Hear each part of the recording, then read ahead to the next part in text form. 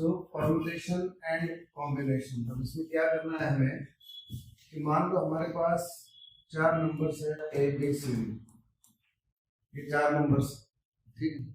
अभी 4 नंबर्स का ग्रुप हम कैसे बना सकते हैं? How can we form group with the help of this 4 numbers? एक हम कर सकते हैं एबीसी ग्रुप, 3 लोगों का ग्रुप बनाना है तो एबीसी एक ग्रुप बना लिया, एबीडी एक दूसरा ग्रुप हो गया, एसीडी एक तीसरा ग्रुप हो गया, और एक हो गया बीसीडी। देखो how can we form group with the help of this 4 numbers? Group कैसे बनाना है? 3 का ग्रुप बनाना है, तो ABC, ABD, BCD and ACD, ऐसे 4 ग्रुप बन गए। अब जब हमने ये ग्रुप बनाए तो क्या हमें नंबर्स के ऑर्डर का कुछ कंसिडरेशन करा? क्या हमने नहीं करा, कैसे भी चल सकता है। तो ये एक पार्ट हो गया, ये क्लियर हो गया क्या? ये 4 नंबर्स थे, इनमें से हमने ये 4 ग्रुप बना लिए, यहाँ पे हमने ऑर्डर्स की कोई चिंता नहीं की, बराबर। अब दूसरा, मान लो ये ग्रुप हमारे पास एबीसी है, अब मान लो ये एबीसी तीनों स्टूडेंट है।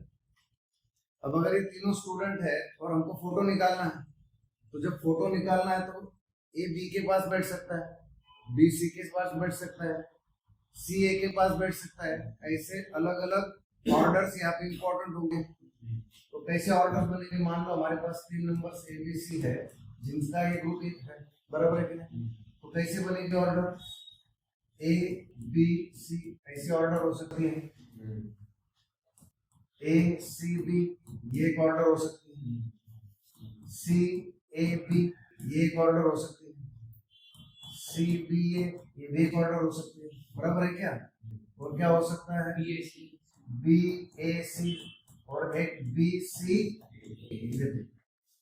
तो अगर हमारे पास ये 3 नंबर्स है तो उनका हम जब ऑर्डर कंसिडरेशन करेंगे तो हमारे पास 3 नंबर्स के ऑर्डर्स का फॉर्मेट कैसे आया?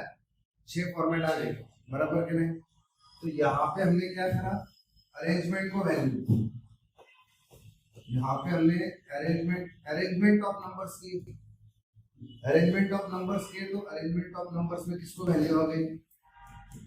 ऑर्डर। पर यहाँ पे हमने ऐसा कुछ देखा नहीं, यहाँ पे हमने अरेंजमेंट करा, ग्रुप बनाया, पर क्या ऑर्डर को वैल्यू थी क्या?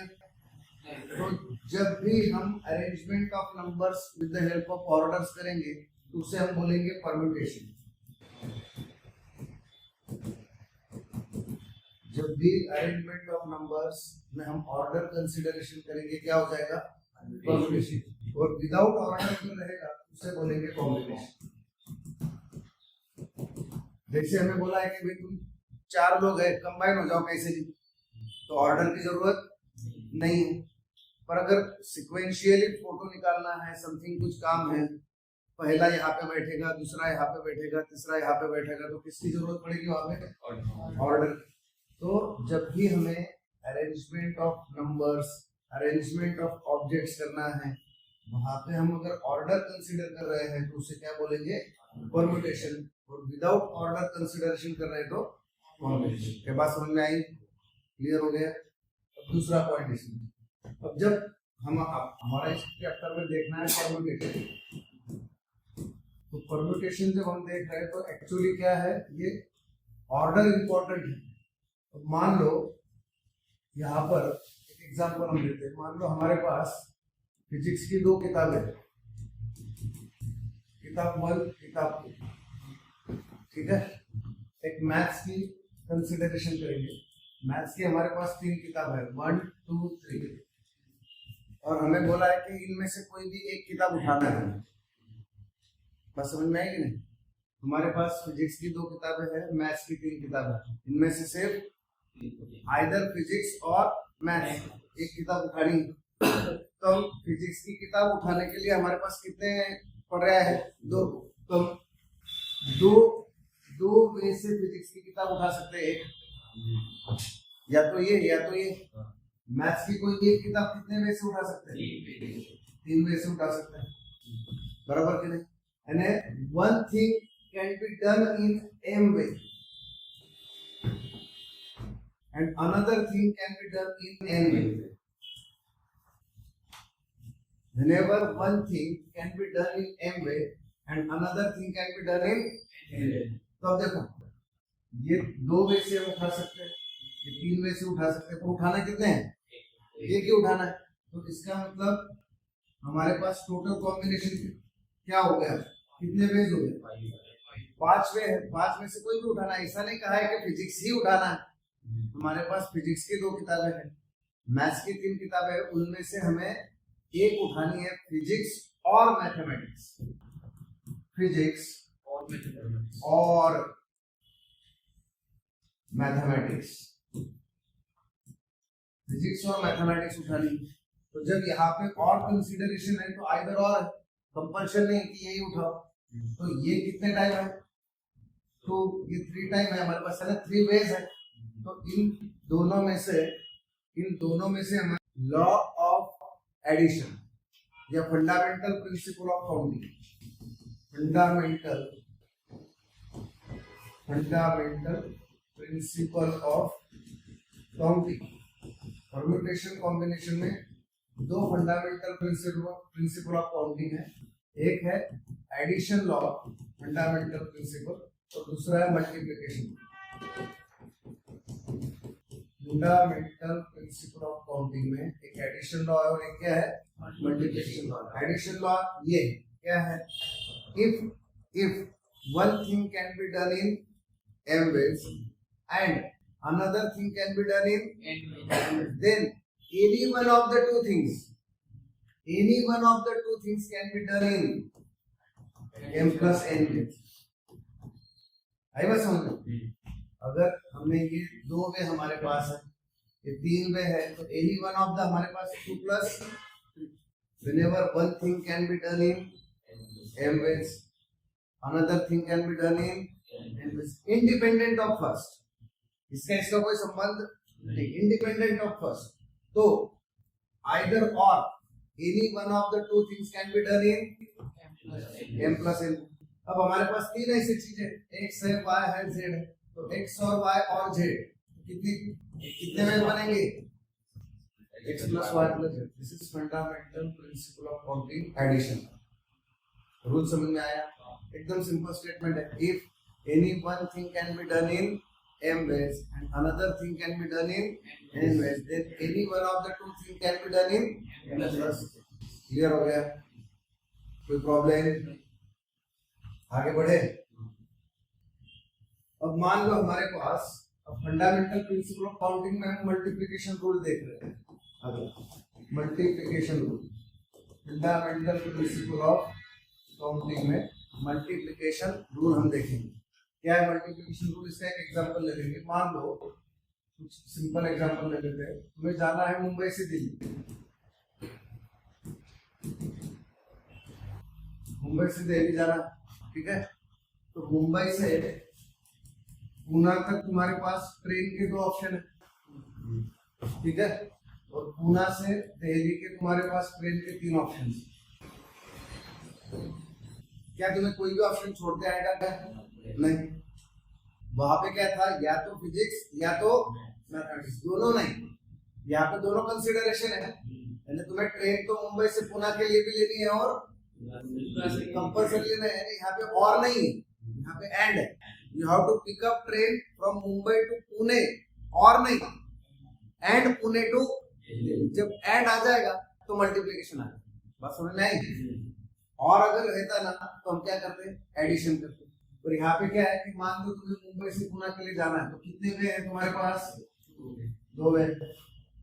पुणे से दिल्ली जाना है, कितने वे है? 3 वे। पर क्या तुम्हें और है क्या इसमें? एंड है। तो जब एंड है तो हमारे पास टोटल वेज कितने हो जाएंगे? 6 वे होते हैं। बस समझ में? This is fundamental principle of counting for multiplication.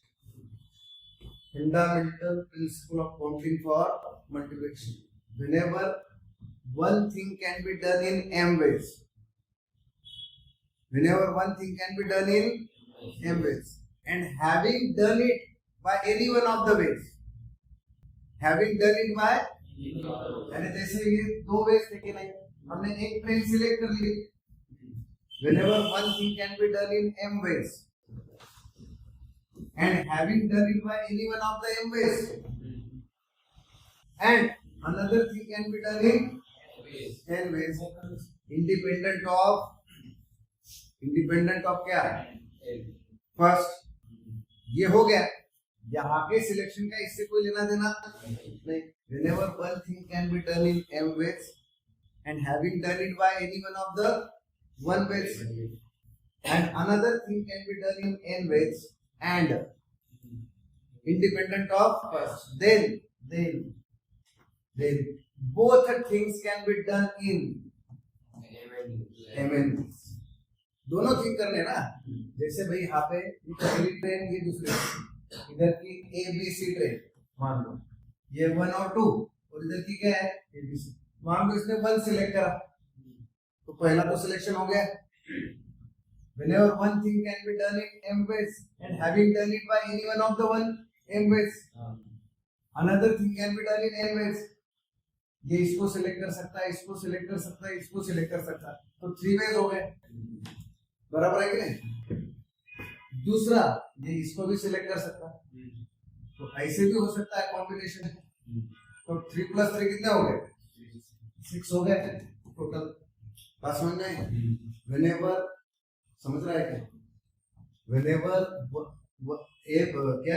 whenever we have one thing can be done in m ways एकदम सिंपल स्टेटमेंट है one thing can be done in m ways and having done it by any one of the m ways another thing can be done in n ways independent of then both things both क्योंकि यहाँ पे दोनों हैं both things can be done in m ways समझ में I clear हुआ इसका और एक एग्जांपल देखिए एकदम सिंपल मान लो हमारे पास 4 नंबर दिए हैं 1 2 3 4 1 2 3 4 ये 4 नंबर दिए एकदम सिंपल इससे हमें 4 डिजिट नंबर बनाना है तो 4 डिजिट नंबर बनाना है तो x y z और w ऐसे 4 डिजिट नंबर बन गए ये कौन सा प्लेस है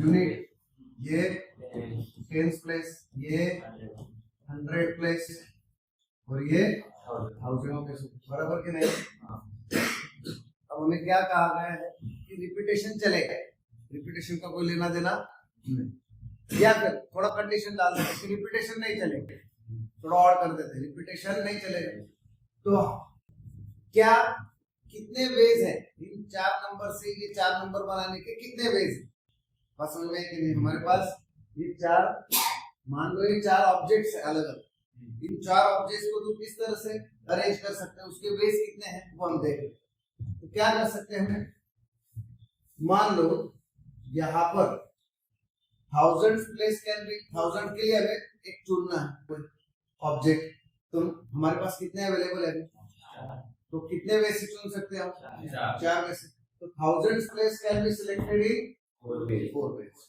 बस समझ में अब मान लो रिपीटेशन अलाउड नहीं है तो 1000 वाला हमने चुन लिया कि नहीं ये 4 वेज है 4 नंबर नहीं है इसको एबीसीडी करना है एबीसीडी कर देते ताकि हमें नंबर का कंफ्यूजन ना हो ये चारों में से हमको एक सिलेक्ट करना है कि नहीं कितने वे से कर सकते हैं हम ये हो गया अब एक तो सिलेक्ट हो गया अब बचे कितने इसके लिए हमको 3 में से एक सिलेक्ट करना है कितने वे से कर सकते हैं